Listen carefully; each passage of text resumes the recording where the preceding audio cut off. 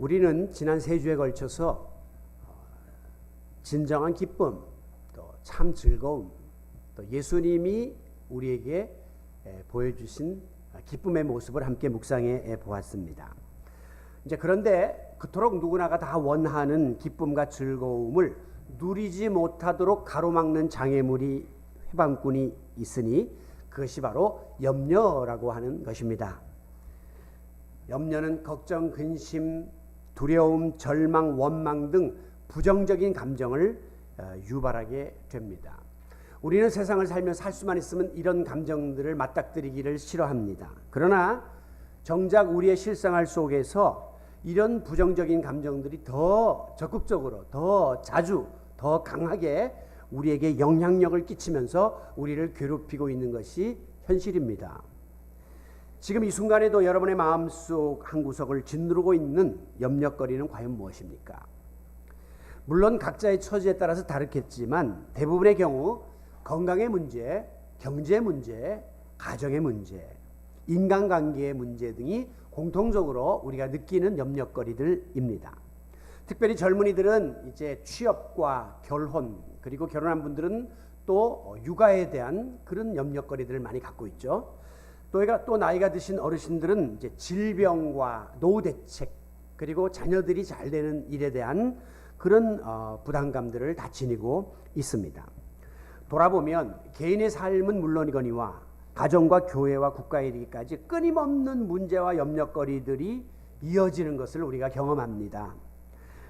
솔직히 나이가 들고 시간이 좀 흐르면 생활도 안정되면 걱정거리들이 덜어지지 않을까, 그런 기대를 저부터도 많이 했는데요. 반대로 나이가 들면서 더 잡념이 많아지고 쓸데없는 걱정들이 더해져서 사실 하루도 마음 편하게 지낼 날이 없는 것이 오늘 우리의 모습입니다. 이와 같은 상황은 그러므로 나이가 많든 적든, 물질이 풍요롭든 부족하든, 몸이 건강하든 약하든 이런 상황과 관계없이 육신을 입은 인간이라면 그 내용과 정도의 차이는 있을지언정 누구나가 겪게 되는 어려움이라고 하는 사실을 깨닫게 된 것이죠. 저는 그런 의미에서 우리 하나님이 참 공평하신 하나님이다 라고 하는 생각이 들 때가 있습니다. 그래서 작은 위로를 받아요. 다 모든 사람들은 세상 근심, 걱정, 무거운 짐 아니 진짜 누군가 없다는 거죠. 다 나름대로 그런 어려움 속에 우리가 노출되어 살아가고 있습니다. 더 큰 위로를 받는 것은 우리 예수님의 모습을 보면 알 수 있습니다. 예수님도 육신을 입었기 때문에 세상에 사는 동안에 인간적인 고뇌와 염려거리가 어찌 없었겠습니까? 예수님의 그 아버지는 그 목수일을 했거든요. 그래서 가업이 목수일입니다. 피곤한 일이에요. 노동이에요. 예수님이 그런 일을 하면서 아버지를 도와했고, 또 예수님은 장남이고 밑에 동생들이 꽤 있었습니다. 그래서 이 집안에 대한 책임, 동생들에 대한 보살핌에 대해서도 굉장히 많은 염려를 해야 했습니다. 그런가 하면 또 부모님을 봉양해야 된다고 하는 부담감이 컸기 때문에 마지막에 십자가에 달려 죽으실 때까지 그 어머님에 대해서 책임을 지려고 하는 그런 모습도 볼 수가 있죠. 그리고 마지막에는 이제 죽음을 통해서 구원을 이루어야 한다고 하는 이 중압감이 얼마나 컸으면 스승으로서 제자들에게 참 하기 힘든 이야기를 합니다. 내가 마음이 고민하여 죽게 되었으니 내가 지금 굉장히 힘든 지경에 있다라고 실토하고 있는 것이죠. 하물며 우리가 이 세상을 살면서 여러 가지 어려운 이제 부정적인 감정들을 느끼는 것은 당연한 일이 아니겠습니까? 그런데 이런 부정적인 감정들의 근원을 가만히 추적해 올라가면 거기에 바로 염려라고 하는 것이 있습니다. 염려는 이제 다양한 이유 때문에, 원인 때문에 우리들에게 주어지는데, 문제는 이 염려를 일단 하기 시작하면 그 다음에 이 염려가 주변의 친구들을 다 불러와요. 걱정, 근심, 두려움, 불평, 불만, 슬픔, 좌절, 절망, 원망, 얘들을 다 데리고 와요. 그렇기 때문에 우리 마음이 굉장히 혼란을 겪게 된다고 하는 것입니다. 따라서 우리의 마음속에 있어야 될 사랑, 평화, 기쁨, 감사, 소망, 만족, 자신감 이런 것들을 몰아내고 이 부정적인 감정들이 뚝하니 와서 둥지를 틀기 때문에 이게 바로 암적인 존재라고 말할 수 있는 것입니다. 여러분, 이 염려가 쏟아내는, 뿜어내는 이 독소가 얼마나 강한지 우리 인간들의 육체와 마음을 질병 속으로 몰아넣게 됩니다. 연구에 의하면 현대인들이 가지고 있는 질병 중에 약 70% 정도가 인간의 마음 속에 자리 잡고 있는 염려와 연관이 있다고 하는 결과가 나와 있습니다. 이 말은 역으로 우리가 이 염려만 잘 다스리면 70% 정도의 질병을 사전에 예방하고 치유할 수 있다고 하는 말이기도 합니다. 최근에 이제 온라인으로 이렇게 책을 읽는 온라인 서점인 아마존이라고 하는 프로그램이 있는데요. 거기서 이제 전자책을 성경을 이제 읽는 사람들이 있는데, 이게 읽다가 자기가 이렇게 감동이 오면 거기다가 이 하이라이트 기능이라고 해서 이렇게 줄을 긋게끔 이렇게 만들어 놓았는데, 미국 사람들이 가장 성경을 읽으면서 줄을 많이 긋는 통계를 냈는데, 그 말씀이 바로 오늘 본문 빌립보서 4장 6절과 7절로 나타나 있습니다. 아무것도 염려하지 말고 다만 모든 일에 기도와 간구로 너희 구할 것을 감사함으로 하나님께 아뢰라 하는 이 말씀이에요. 여러분, 이 말씀이 가장 많은 사람에게 어필하는 이유가 무엇일까요? 그만큼 세상에 염려거리가 많기 때문에 이 말씀에서 딱 꽂히는 거예요. 그리고 이 말씀을 해결할 수 있는 방법이 여러 가지가 시도해봤지만 안 되니까 기도와 간구로 신앙적으로 푸는 수밖에 없다고 하는 여기에 펜이 멈추는 거예요. 저도 이 본문을 가지고 지금까지 한 3번 정도 이렇게 오늘 설교하고 있는 것 같아요. 그만큼 이 말씀은 하면 할수록, 묵상하면 묵상할수록 우리의 삶 속에 굉장히 위로가 되고 새 힘을 주는 말씀이기도 합니다. 오늘 본문 6절에 보면 아무것도 염려하지 말라라고 하는 말씀이 나와요. 사실 어떻게 우리가 세상을 살면서 아무것도 염려하지 않고 살 수가 있겠습니까? 그러니까 이 말씀은 현실적으로 푼다면 너무 지나친 염려는 하지 말아라 이 말이에요. 염려의 포로가 되어서 거기 짓눌려서 사는 일은 바람직하지 않다고 하는 뜻을 품고 있습니다. 성경 전체를 통틀어서 이 염려하지 말라고 하는 이런 말씀이 약 550회 정도 나온다고 보시면요, 얼마나 이 염려의 문제가 인간에게 큰 해악을 끼치는가를 우리가 헤아려 알 수 있게 되는 것이죠. 자, 그렇다면 먼저 이 염려가 가지고 있는 대표적인 특징이 무엇인가? 우리가 이 적을 알아야지 이걸 제압할 수 있는데, 염려의 특징 중에 첫 번째는 이건 인간의 마음에서부터 비롯되는 문제라고 하는 것입니다. 더 구체적으로 말하면 내 마음의 문제예요. 염려는요.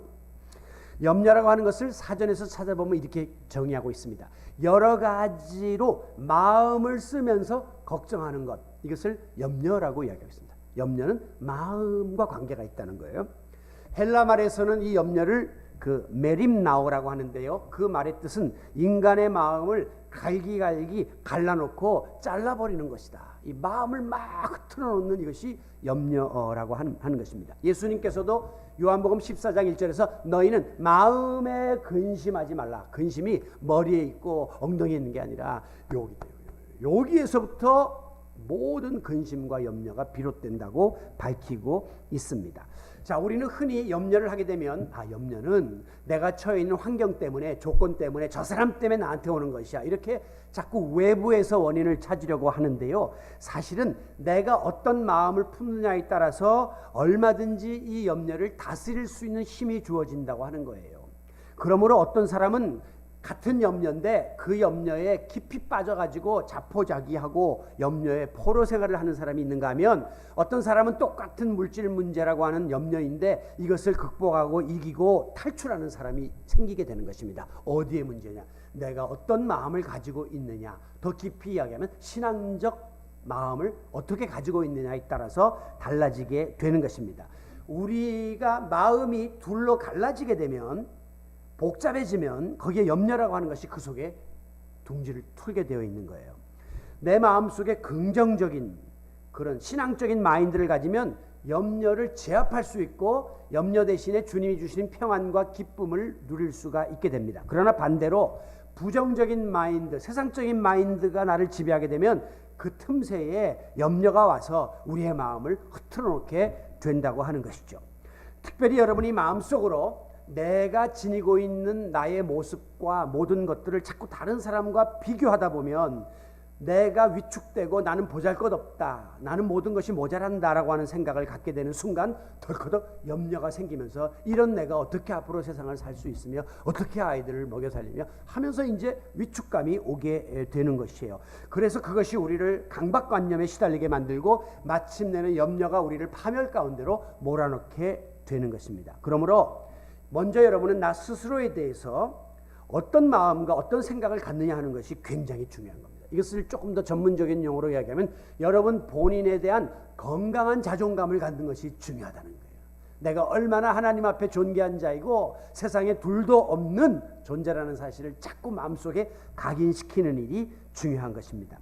사도 바울이 지금 이 편지를 빌립보 교회 교인들에게 쓰고 있는데 그 당시에 바울은 감옥에 갇힌 죄수 신분이었습니다. 그런데 바울은 그 창사를 보지 않았습니다. 그 지하 감옥에 구애받지 않았습니다. 그리고 밖에서 자유롭게 돌아다니는 사람들과 자신을 비교하지 않았습니다. 그들이 나를 어떻게 평가하는가에 대해서 연연하지 않았습니다. 그렇기 때문에 바울은 염려의 포로가 되지 않고 도리어 높은 영적인 자존감을 가지고 그들을 향해서 권면하고 있는 거예요. 아무것도 염려하지 말라. 항상 기뻐하라. 그런 말을 할 주제가 아니에요. 지금 바울은요. 염려해야죠. 지금 감옥에 갇혔는걸요. 앞으로 어떻게 될지도 자기 앞길도 모르는걸요. 모든 면에서 바울은 자기가 이 앞날에 대해서 암울한 자리에 있었지만은 바울은 그런 거에 대해서 전혀 개의치 않고 내가 하나님의 사도고 내게 주어진 사명에 대해서 깊이 묵상하면서 이 염려거리들을 이겨나갈 수가 있었던 것이죠. 그러므로 여러분들 자꾸 이 염려의 원인을 밖에서 찾고 외부에서 찾고 딴 사람에서 찾고 환경에서 찾으려고 하면 절대 염려에서 벗어날 길이 없습니다. 여러분 스스로가 마음을 다스려 나가므로 마침내 염려에서 탈출하고 자유를 누리며 살아갈 수 있기를 바랍니다. 두 번째로 염려라고 하는 것은요, 불신앙에서부터 주어지는 산물이라는 사실을 꼭 기억하셔야 돼요. 이게 신앙적 문제입니다. 하나님의 자녀인 우리가 어떤 이유로든지 간에 염려를 한다. 이거는 우리 하나님 아버지를 신뢰하지 못하는 증거예요. 우리 하나님 누굽니까? 나를 잘 알고 계시고 또 모든 것을 하실 수 있는 전지전능하신 하나님 아닙니까? 그런데 왜 그분을 믿으면서 염려를 하냐 말이에요. 분명히 성경에서는 염려하지 말라고 말했는데 왜 염려합니까? 말씀에 대한 확신이 현실의 처지보다 적기 때문에 그런 일을 하게 되는 것입니다.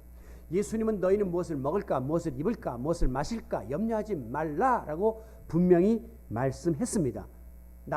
하나님을 믿으니 또 나를 믿으라라고 믿음을 요구하셨습니다. 그럼에도 불구하고 우리의 마음속에 세상 염려들이 가득 들어있고 또 그것 때문에 짓눌려 살아가는 것은 하나님의 능력에 대해서, 하나님의 그 존재에 대해서, 하나님의 약속에 대해서 우리 스스로가 받아들이지 못하는 증거가 아니고 무엇이겠습니까? 이게 바로 불신앙의 죄가 되는 것입니다. 만약에 여러분의 자녀들이 부모의 역량에 대해서 의심하고 자꾸 우리에 대해서 회의적인 생각을 갖고 있다면 내가 정말 이 자녀를 위해서 빚을 내서라도 공부시키고 최선을 다해서 해주려 하던 마음이 싹 사라지게 되고 마는 겁니다. 자식이 나를 무시하고 자식이 나에 대한 신뢰를 갖고 있지 않은데 내가 뭐 굳이 이렇게 기를 쓰고 자녀를 돌봐야 될 이유가 없다고 생각이 들기 때문이죠. 하물며 하늘 아버지께서 지금 좋은 것 가지고 또 모든 문제 풀어주시려고 하는 계획과 뜻을 가지고 우리에게 접근하시는데 우리가 자꾸 염려에 짓눌려 가지고 하나님의 존재에 대해서 그분의 능력에 대해서 회의를 품고 있다면 하나님이 우리를 도와주실 이유가 없게 되고 마는 것입니다. 그러므로 아무것도 염려하지 말고 라고 하는 이 말씀을 여러분들이 기억하면서 전능하신 하나님을 100% 완전하게 믿고 의지하고 그분에게 나의 모든 것을 내어 맡김으로 우리 주님께서 염려의 무거운 짐을 덜어주시는 놀라운 은혜를 받아 누리시기를 바랍니다. 여러분 염려가 가지고 있는 또 하나의 특징은 무엇이냐면 이 염려는 아무리 한다고 해서 문제가 해결되지 않는 소위 백해무익한 것이다 라고 하는 사실을 기억하셔야 돼요. 여러분 세상의 모든 일이 내가 염려한 만큼 빨리 해결될 수 있다면 얼마든지 우리가 염려를 많이 하고 염려에 집중해야 되겠죠. 그런데 절대 그런 일은 나타나지를 않습니다. 불행하게도 우리가 이 사실을 알면서도 필요 이상으로 염려의 마음을 뺏기며 살 때가 많습니다. 어떤 때는 지레겁을 집어먹고 염려를 합니다. 염려를 가불하는 거죠.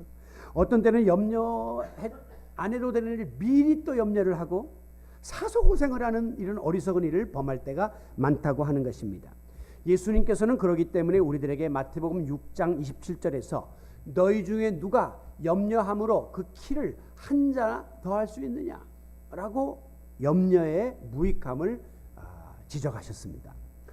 여러분, 염려는 우리의 실생활 속에 아무런 도움을 가져다 주지 못하고 발전을 가져다 주지 못합니다. 그렇기 때문에 위클리프라고 하는 이 성경학자는 말하기를 염려하지 말라 하는 이 말씀은 다른 뜻으로 해석하면 너의 삶을 너무 복잡하게 생각하지 말아라 라고 하는 뜻이다 라고 규명했습니다.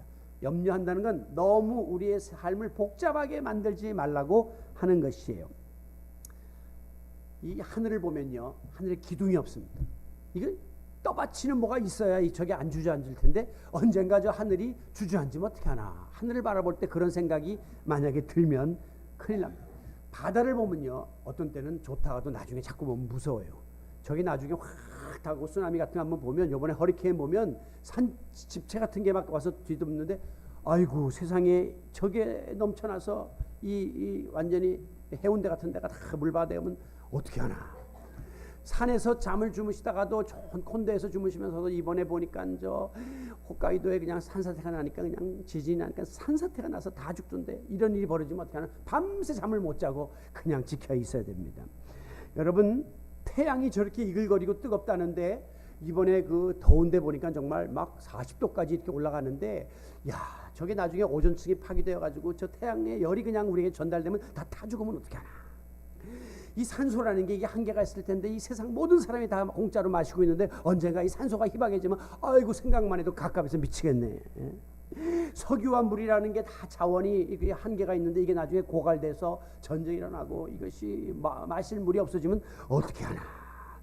요새 AI가 발달해가지고 인공지능이 발달하면 직업이 다 없어진다는데 내 직업도 보니까 거기에 들어가 있는데 나중에 이거 완전히 어떻게 로봇의 포로가 되어 살면 어떻게 하나.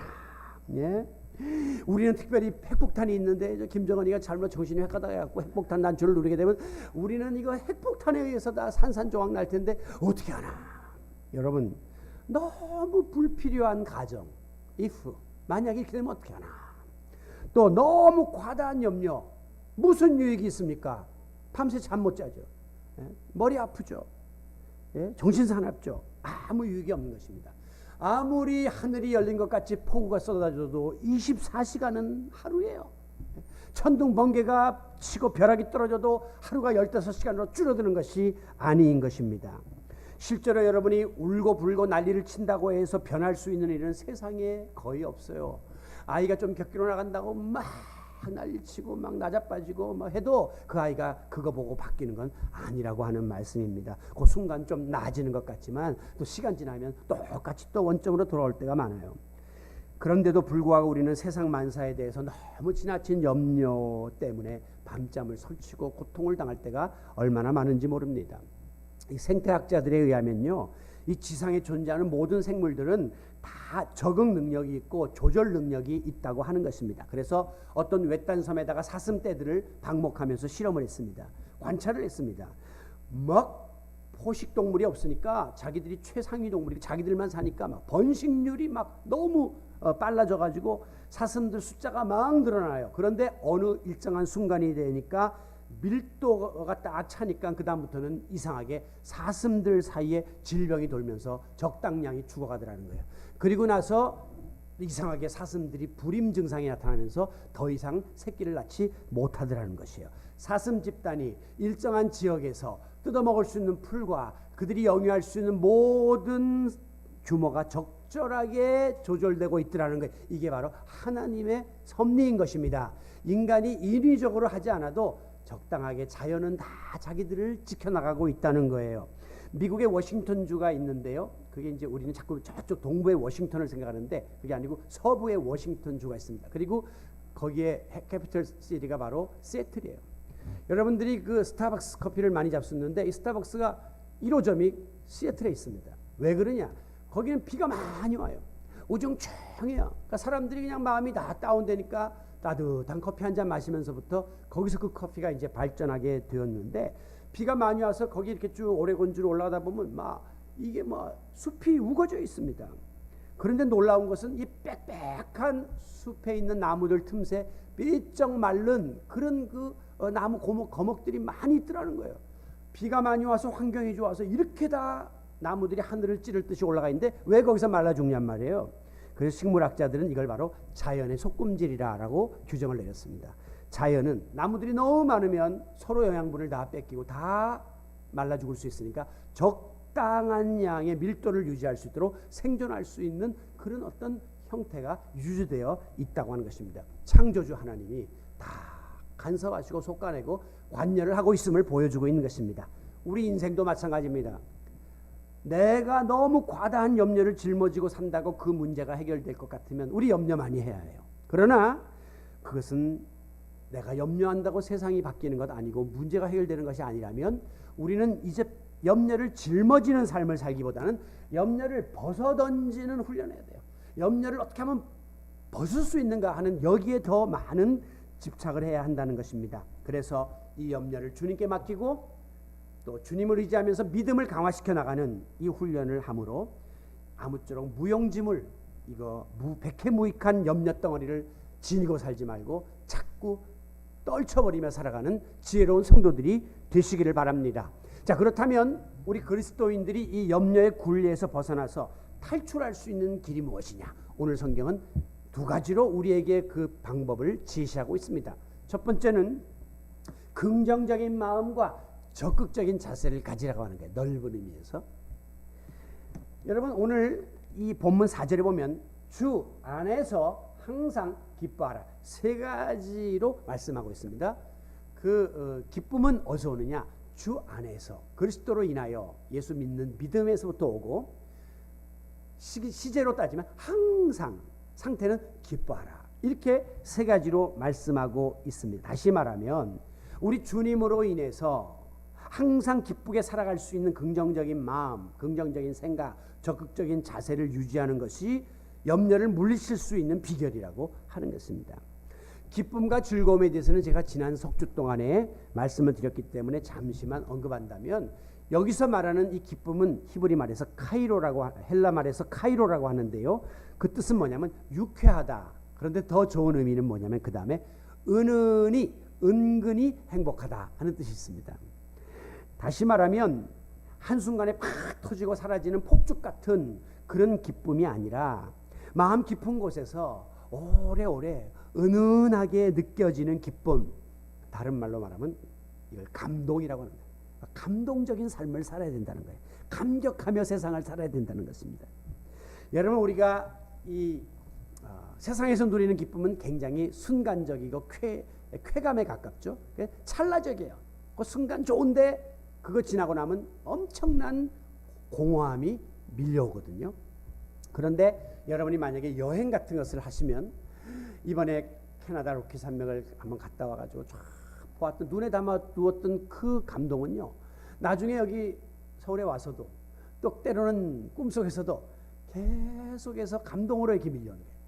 그 자연의 아름다운 그 폭포, 그 아름다운 하늘의 별, 이렇게 은은하게 계속적으로 주어지는 기쁨은 그러기 때문에 찰나적인 기쁨보다 그런 데서 오는 자연이 주는 기쁨이 더 큰 거예요. 이제 그거보다 더 큰 게 이제 영적인 기쁨이죠. 그것은 내 마음 깊은 곳에서부터 우러나오는 샘솟듯이 솟아나오는 기쁨이기 때문입니다. 여러분이 과거에 그 이상구 박사가 엔돌핀 이론이라는 것을 이제 강의하면서 많이 히트를 쳤는데요. 늘 웃고 기쁘게 생각하면 우리 뇌 속의 호르몬인 엔돌핀이라는 것이 생성되어서 우리가 희열을 느끼는 상태에 빠진다는 것입니다. 그래서 이 엔돌핀이 많이 분비되면 웬만해서는 병이 잘 안 걸리고 병이 났다가도 빨리 이길 수 있는 그런 힘이 생긴다는 것이죠. 그러다가 그 후에 이 엔돌핀보다 약 4,000배 강한 호르몬을 발견하게 됩니다. 그것이 바로 다이놀핀인데요. 이 말은 다이나마이트라는 말과 모르핀이라는 말의 합성어예요.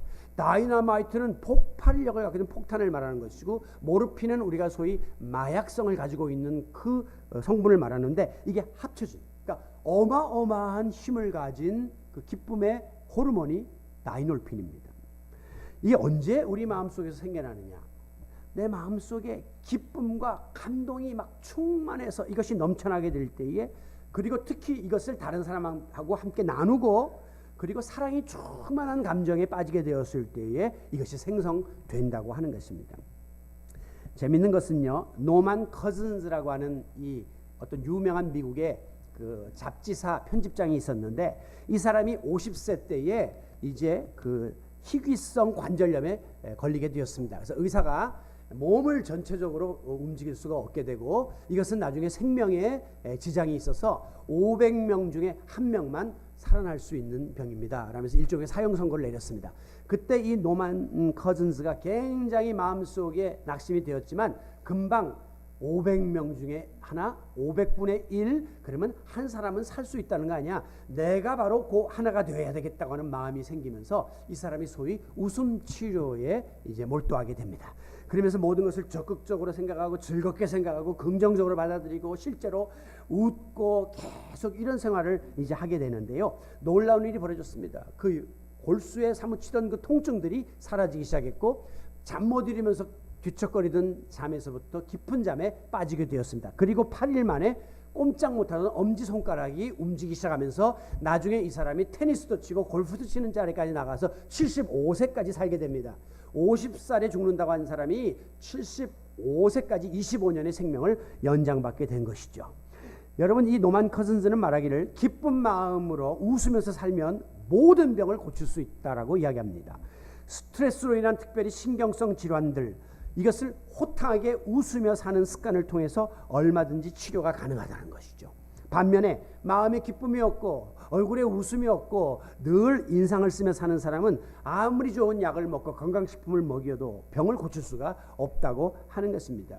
제가 지난주 수요일날 수요기도 후 저는 밤에 10시에 가면 꼭 그 KBS에 나오는 생로병사의 비밀이라는 프로를 봐요. 그 굉장히 건강에 도움이 되거든요. 이번 주에 뭐가 나왔느냐면 이제 복부 비만과 과체중에서 나왔기 때문에 더더욱이 관심을 가지고 이 베둘레 햄을 어떻게 제거할 수 있나 하는 것에 대해서 이제 이렇게 살펴보았는데, 그 여러 가지 방법을 시도하는 것 중에 마지막에 뭐가 나왔냐면 웃음 치료가 나와요. 서울대학병원에 가서 간호사면서 웃음 치료합니다.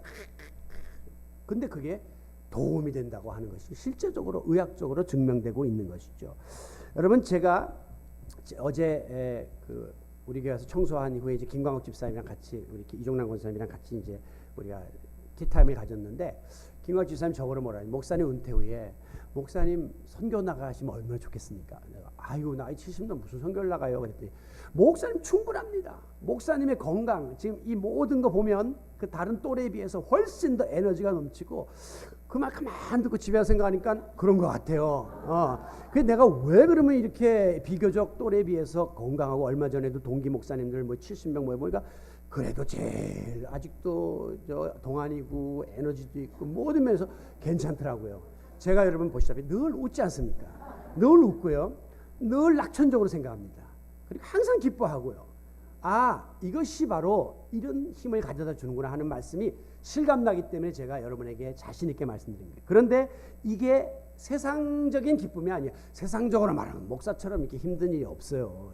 여러 가지로 힘들고 피곤하고 부담을 많이 갖는데, 주 안에서 주님이 주시는 기쁨을 누리니까 오늘 우리들이 염려를 떨쳐버릴 수 있는 힘이, 에너지가 주어지게 되는 것입니다. 또한 이어지는 5절 말씀에 보면 너희 관용을 모든 사람에게 알게 하라. 관용이라고 하는 것은 너그러운 것, 여유로운 것을 말하는 거예요. 이것을 다른 사람에게 알게 하라는 것은 베풀고 나누고 그 사람들에게 드러내라고 하는 것입니다. 여러분, 오늘 세상살이가 굉장히 각박하고 인생살이가 빡빡하시죠. 그렇다고 해서 조급하게 막 불안하게 살면 더 이것이 빡빡해지게 되어 있습니다. 오히려 염려만 늘어나갈 뿐이에요. 그러나 여러분이 마음의 여유를 가지고 여백을 두고 한 박자 쉬고 가고 거기에다가 관용이라고 하는 기름을 치면 이게 인생살이가 더 부드럽게 돌아가는 그런 것들을 경험하게 될 것입니다. 관용의 너그러운 마음을 가지고 살면 사소한 문제는 아무것도 아닌 것이 되는 거예요. 그것 때문에 얽매여 가지고 자기를 괴롭힐 필요가 없는 거예요. 만약에 관용하지 못하면 여러분 스스로가 마음의 편협함 때문에 염려의 노예가 될 확률이 높아집니다. 지난 금요일 날 제가 아는 목사님이 저에게 내려놓기라고 하는 글을 보내주셨는데 매우 단순하지만 매우 깊은 의미를 지니고 있는 것 같아서 제가 전해드립니다. 잡고 있는 것이 많으면 손이 아픕니다. 들고 있는 것이 많으면 팔이 아픕니다. 이고 있는 것이 많으면 목이 아픕니다. 지고 있는 것이 많으면 어깨가 아픕니다. 보고 있는 게 많으면 눈이 아픕니다. 생각하는 게 많으면 머리가 아픕니다. 품고 있는 게 많으면 가슴이 아픕니다. 모두 다 내려놓으세요. 전부 다 놓아버리세요. 그리고 편안하게 사세요. 여러분, 우리가 아프고 또 막 이렇게 힘든 것은 너무 많은 게 거기를 짓누르고 있기 때문이에요. 다 말하고 다 지니고 다 움켜쥐려고 하면 그러면 힘이 들게 되는 것입니다. 내려놓고 비워보세요. 그게 긍정적인 마음 자세고 적극적인 삶의 자세입니다. 훨씬 평안을 누리며 살 수 있습니다. 저는 내 인생 중에 지금 가장 많이 내려놓았고 가장 많이 비웠습니다. 그러니까 이렇게 행복할 수가 없어요. 그전에는 작은 일에도 막 소심하게 연연하고 그것 때문에 밤잠을 못 자고 괴로워했는데 이제는 이것을 내려놓을 줄 알게 되었고 마음에 있는 그 필요 없는 욕망들, 욕심들 다 비워놓으니까 그 마음속에 평안함이 오면서 하나님이 주시는 기쁨이 넘쳐남을 제가 간증할 수가 있는 것입니다. 오늘 본문 4절은 그런데 이게 어렵잖아요. 이게 인간인지라 잘 안 되잖아요. 그렇기 때문에 주 안에서 믿음으로 말미암아 영적 생활을 통해서 기뻐할 때 비로소 우리가 모든 염려에서 자유케 됨을 믿으시기 바랍니다. 그래서 그 다음에 이어져 나오는 말씀이 하나님께 기도와 간구로 이 모든 것을 아뢰라. 그렇게 말씀하고 있는 거예요. 6절에 보면 이 독소를 뿜어내는 이 염려를 몰아낼 수 있는 해독작용을 하는 특효약을 소개하는데 그것은 바로 아무것도 염려하지 말고 내가 의지적으로 염려를 제거하는 거예요. 다만 모든 일에 기도와 간구로 구할 것을 감사함으로 하나님께 아뢰라. 세 가지예요. 염려하지 말고 기도와 간구로 하나님께 아뢰고 전제 조건은 감사함으로. 이 세 가지가 중요한 것입니다. 여기서 이제 아랜다고 하는 것은 소위 우리가 이 모든 나의 주도권을 하나님께 맡기는 걸 뜻하는 것입니다. 이걸 주권이양이라 그래요. 다 그냥 통장채 넘기는 거를 주권이양이에요. 알아서 하세요. 도장도 다 드릴게요. 그 말이에요. 하나님은 우리 아버지죠. 보통 아버지가 아니라 전지전능하신 아버지죠. 그렇기 때문에 우리의 모든 것을 알고 계시고 우리를 가장 좋은 길로 인도해 주시고 우리를 지켜주시는 보호자가 되십니다. 아니, 그분께 못 맡기면, 그분께 모든 주권을 넘겨드리지 않으면 누구한테 이것을 맡길 것입니까? 나 스스로도 못 믿겠고 다른 사람도 못 믿겠는데. 그렇기 때문에 하나님께 모든 것을 아뢰이고 하나님께 내어 맡기는 자세가 바로 기도와 간구라고 하는 통로입니다. 베드로전서 5장 7절에 보면 너희 염려를 다 주께 맡겨 버리라 그랬어요.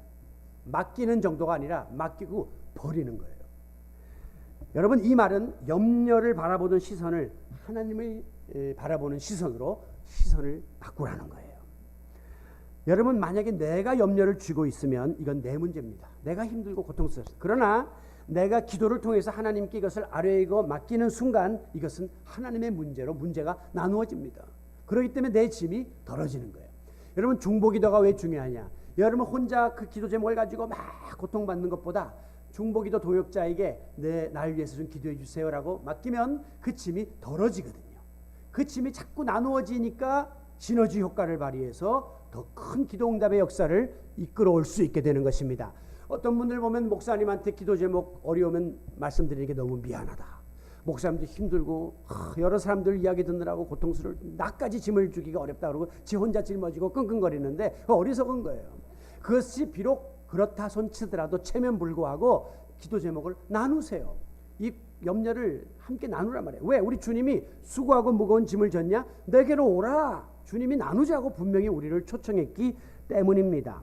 여러분, 오늘도 이 염려의 보찜을 나 혼자 지고 쓰러지고 넘어지고 고통당하지 말고 무거운 짐을 나 홀로 지고 견디다 못해 쓰러질 때 불쌍히 여겨 날 구원해 주리. 은혜의 주님 오직 예수. 은혜의 주님 앞에 모든 짐을 내어 맡김으로 염려의 굴레에서 해방받고 문제 해결의 응답을 받으시기를 바랍니다. 마지막 염려에서 벗어날 수 있는 이 하나님의 도움을 요청할 때에, 기도와 간구로 요청할 때에 전제 조건이 하나 있습니다. 그게 뭐냐면 감사함으로 아뢰라. 이 참 염치불고하고 이미 응답될 줄로 믿고 선행적 감사를 하나님께 드리라는 것입니다. 예수님도 요한복음에 보면 제자들을 위해서 기도할 때 하나님 아버지 내 기도를 들으심을 감사하나이다라고 먼저 전제하고 기도합니다. 그러니까 감사함으로 기도한다는 것은 이미 응답된 줄로 믿고 하나님 앞에 올려드리는 기도이기 때문에 더 빠른 기도의 응답을 가져올 수 있게 되는 것입니다. 그리하면 마지막 결과가 무엇입니까? 7절 모든 지각에 뛰어난 하나님의 평강이 그리스도 예수 안에서 너희 마음과 생각을 지키시리라. 이렇게 말씀하고 있습니다. 역시 이것도 예수 안에서 이루어지는 일이에요. 기뻐하는 것도 주 안에서 항상 기뻐해야 되고요. 그런데 중요한 것은 하나님의 평강이 임하는데 그 하나님은 어떤 하나님? 모든 지각에 뛰어난 하나님. 이 말씀은 나의 생각과 계획과 모든 것을 초월하는, 그것과 비교할 수 없는 그런 탁월하신 하나님이 내 마음과 생각을 지켜주신다는 거죠. 내 마음과 생각에 필요한 무엇이 있는가를 다 알고 계시는 인간의 생각을 뛰어넘는 하나님이 나를 지켜주신다. 지킨다는 것은 군사용어예요. 이거는 하나님이 망을 봐주신다는 거예요. 하나님이 감시를 하고 계시다고 하는 것입니다. 파수꾼이 적의 동태를 살피고 적의 공격이 있으면 미리 알리고 차단시켜 주시고 방어할 수 있게 하고 공격할 수 있도록 격퇴시킬 수 있도록 만들어주는 것처럼 우리가 기도와 간구로 하나님께 나의 모든 것을 아뢰이면 이미 멀리 내다보고 계신 모든 지각에 뛰어나신 하나님께서 내 마음과 생각에 주둔하셔서 우리를 지켜보호해 주시기 때문에 우리에게 주어지는 대가는 평강. 주 안에 있는 나에게 딴 근심 있으랴. 주님이 주시는 참된 평화가 우리의 마음을 지배할 수 있게 되는 것입니다. 그 평강이 바로 샬롬의 평강입니다. 그 어떤 부딪힘도 없고 정말 잔잔한 호수에 그 파도 하나 보이지 않는 그런 진정한 평강이 오늘 저와 여러분의 마음을 지배할 수 있게 되기를 바랍니다. 말씀을 마무리하죠. 요즘에 여러분의 삶 속에 어떤 염려거리가 있습니까? 누구에게나 다 오는 겁니다. 그런데 우리 믿는 성도들은 이 염려 자체 때문에 내가 위축되거나 염려에 짓눌려 살아서는 안 된다는 것입니다. 왜? 염려는 내 마음에서 비롯되는 문제이기 때문에 내가 마음을 어떤 상태로 먹느냐가 중요하다는 거예요. 나에게 열쇠가 달려있다는 거예요. 염려는 이 불신앙에서부터 오는 거기 때문에 내가 믿음을 하나님 앞에서 바로 점검하는 것이 매우 중요한 것이고, 염려는 백해무익한 거기 때문에 거기에다가 자꾸 의지하지 말고 떨쳐버릴수록 좋은 것이라고 하는 사실을 아셔야 합니다. 그리고 인간적인 나의 자세는 긍정적인 마음과 적극적인 자세를 주 안에서 품는 거예요. 그리고 우리가 하나님께 기도와 간구로 신앙적인 적극성을 가지고 도전하는 것입니다. 그리하면 우리의 마음에서 기쁨과 즐거움을 앗아가려고 하는 이 모든 유형의 염려의 굴레가 벗겨지기 시작합니다. 얽히고 설킨 염려의 실타래가 풀어지기 시작합니다. 그리고 주님이 주시는 참 평강, 샬롬의 평강이 우리의 마음을 지배하기 때문에 행복하게 살 수 있고, 주 안에 있는 자들은 하나님 안에서 주를 영화롭게 하며 사는 성도의 삶이 펼쳐지는 것이죠. 이 귀한 비밀이 여러분의 삶 속에 그대로 적용될 수 있기를 예수님의 이름으로 축원합니다.